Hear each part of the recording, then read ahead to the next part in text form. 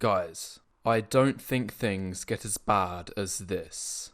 A dating app specifically designed so overweight and unhealthy women can get away from the men who are the same as them.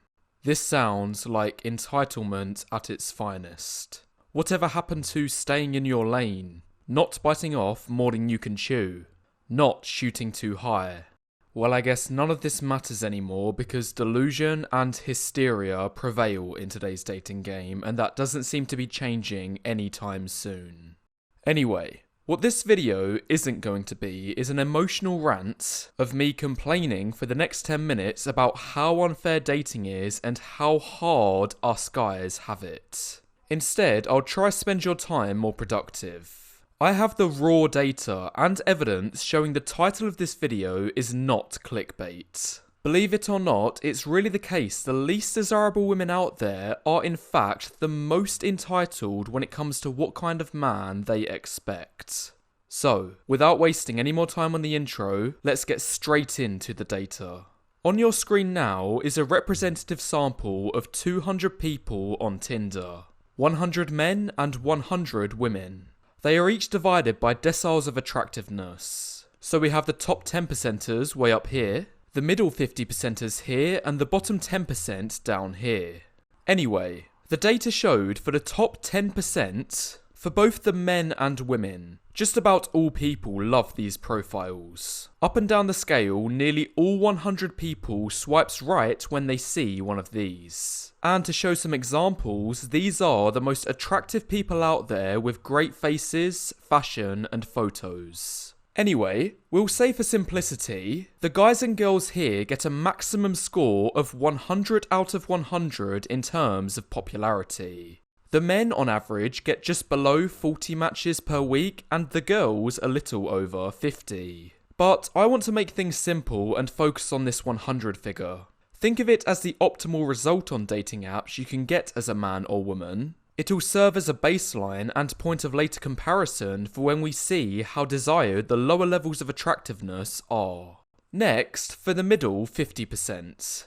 For the women first, which is girls who look like this, kinda in that average, semi-cute, semi-attractive range. Their popularity score is 35, coming from the fact they receive on average 19 matches per week. A little over 1/3 of the amount the most beautiful girls out there get. In comparison, for average guys, which is guys looking like this, and who'd I'd imagine a lot of you viewers will resonate with, they have a popularity score of 21, which isn't as good as the average girls. And this comes from the fact they only get 8 matches per week compared to the top 10%ers 37. However, this is still kinda okay and expected because at this level, I know plenty of guys who will happily date girls like this, whereas I see a lot of these average women friend-zoning in return as they desire one of the higher value men at the top. Anyway, already you can see how an inequality is starting to develop. Both average men and women are losing matches, but men are losing them faster.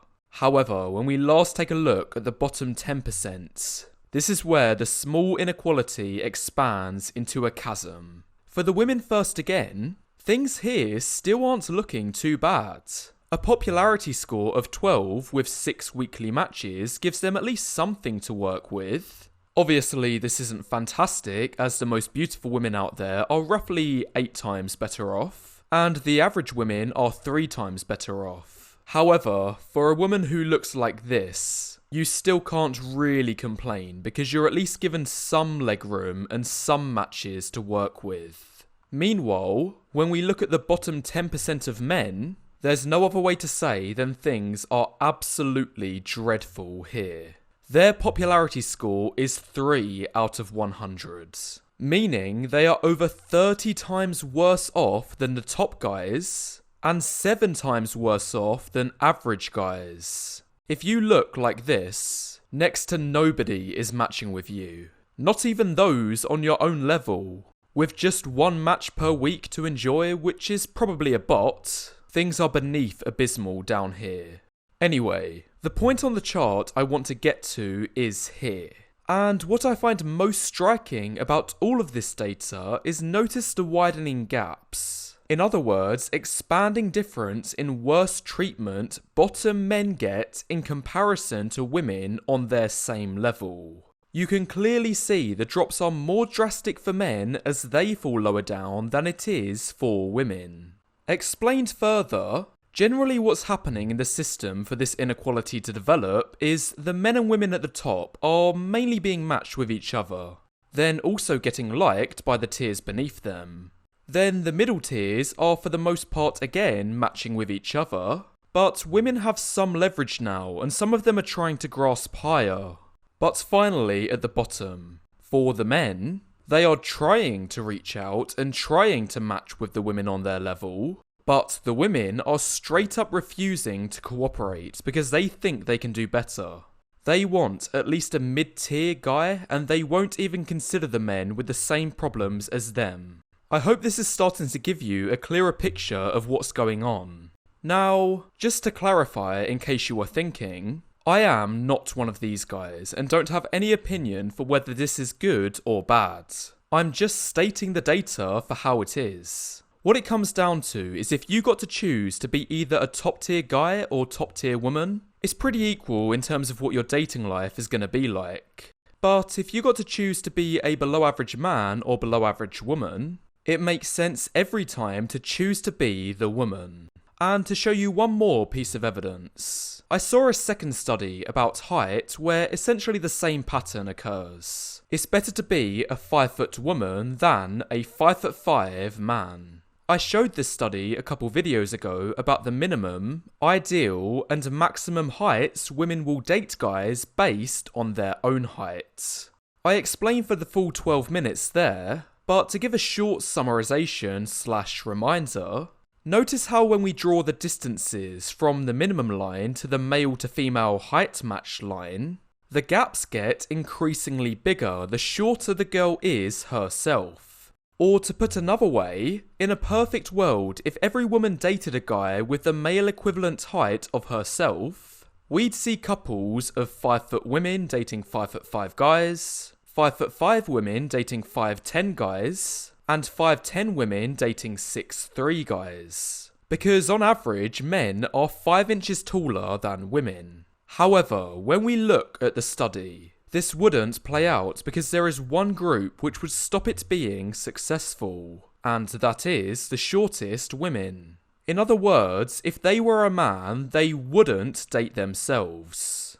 I'll say that again. If they were a man, they wouldn't date themselves.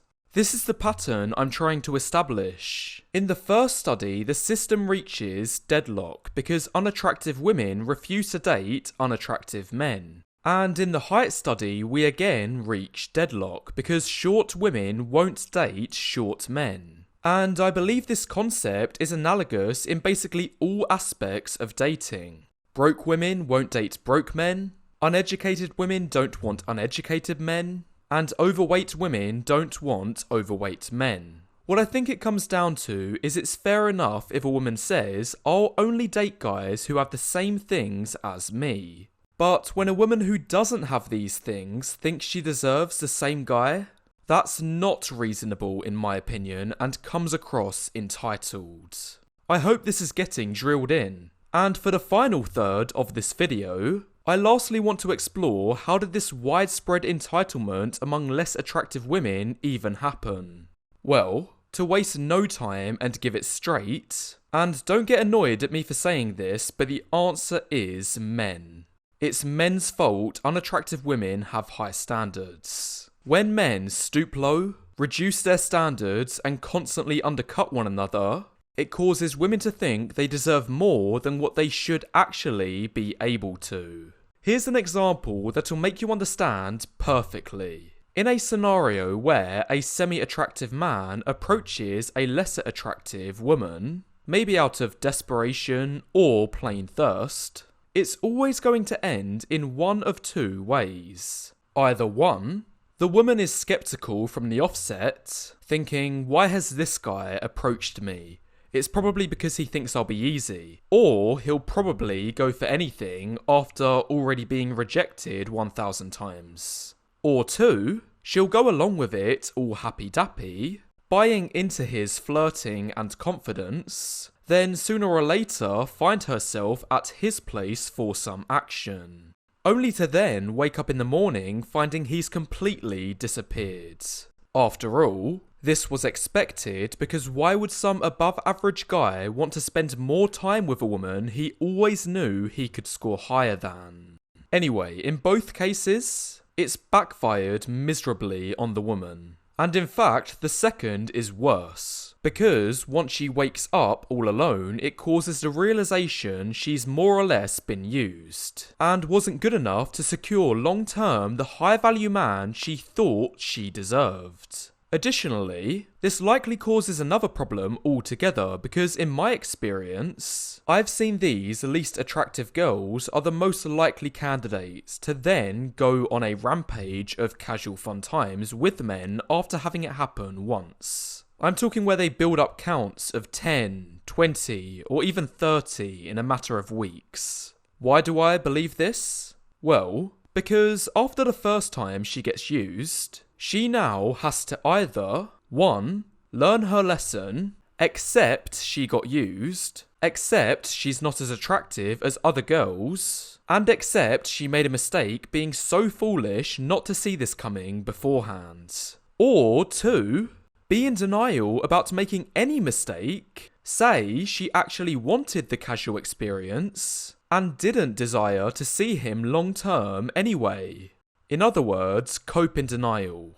Now, of these two options, surprisingly, a lot of girls end up choosing the second one, which then has a big impact on their life because before, they wouldn't have dreamt of going casually with guys on a regular basis. But now, because of this backwards rationalization, they completely change their philosophy, saying they actually want to go with guys for short-term fun. What happens next is they go in a big downward spiral because the new philosophy states to have as many short-term partners as possible to get maximum short-term pleasure.